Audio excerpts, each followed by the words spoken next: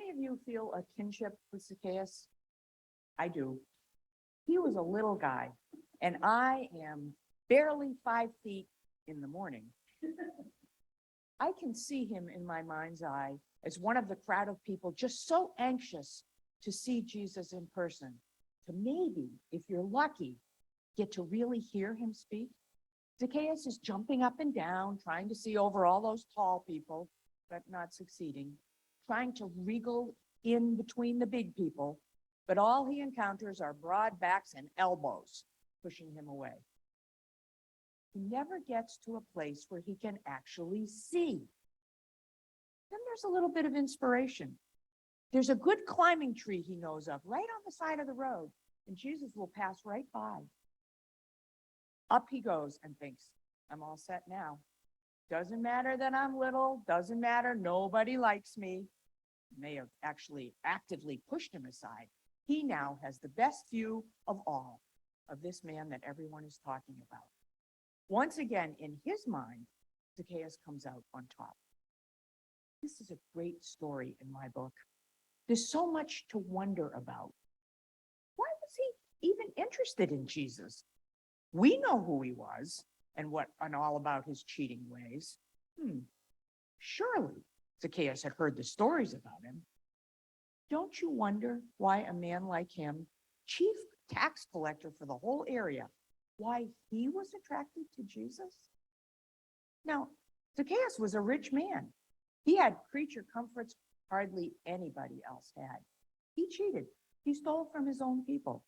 He was not a nice guy.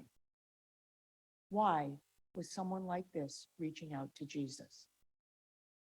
And yet there he is at the center of the story, trying to get close to Jesus.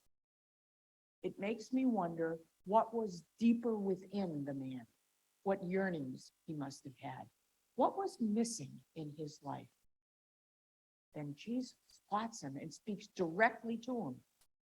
Those other folks must have been so upset. Why on earth would Jesus speak to this man? Didn't he know who he was, what he'd done to them? And then, even worse, Jesus says he's going to his house. Folks must have been furious, wouldn't you have been? I would. However, at this point in the story, my mind takes a sharp left turn here, and I think about another story. Mary and Martha. Hearing Jesus say, I must stay at your house today, I immediately go into Martha mode. Immediately. Perhaps you've been there. Your spouse calls and gives you an hour's notice that company is coming for dinner. Oh my, hurry and clean up the house. What will I serve for dinner now that there are extra people coming? Do I have time to go to the market and get something special? Or will I just have to stretch and fancy up what I had planned? I need a shower, but a quick wash up will have to do. Panic mode sets in, and I'm not really paying attention to the important thing, who the guest is. And of course, that's the most important thing. I mean, especially since it's Jesus in this story. But even if it's at your house or my house, here and now, the important thing is the relationship, not the meal, not the cleanliness of the house, not dragging out those best dishes. It's about the relationship with the guest, the one who chooses to be your guest. Jesus is the guest. He pays attention to the short folks, the foolish folks, the unemployed folks, the women, the rich folks, the poor folks. He even pays attention to those whose sins are widely known in the community.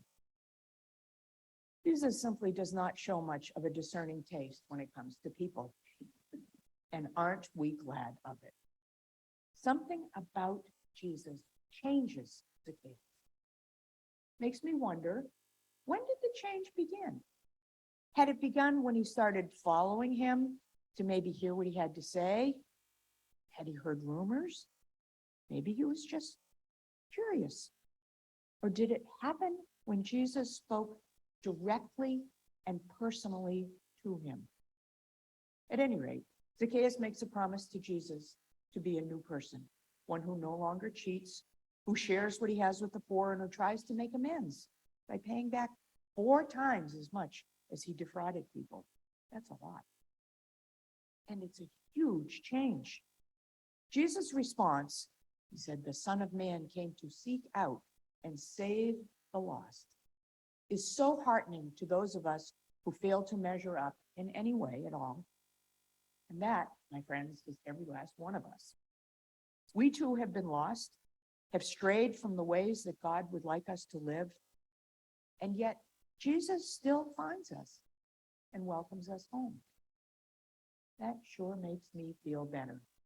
While I am not a notorious cheat or a thief, there are many ways in which I fall short of expectations. It's true of all of us. I also know something about all of you. I know you've heard Jesus speak to you. You are sitting in church after all. Maybe it was a long time ago and the message has begun to fade and church is just something out of habit. Maybe it happened this morning. And maybe you speak with and listen to him regularly. If it's been a while, think about Zacchaeus and remember that you are loved, not as a perfect person, just as you are, warts and all. It doesn't mean you aren't expected to try for a little improvement. You are to try and do as Zacchaeus did and begin to make the changes necessary in your life to bring you closer to God. Don't get discouraged, since it will take a lifetime to do it. Just never lose sight of the fact that you are loved right here, right now. Amen.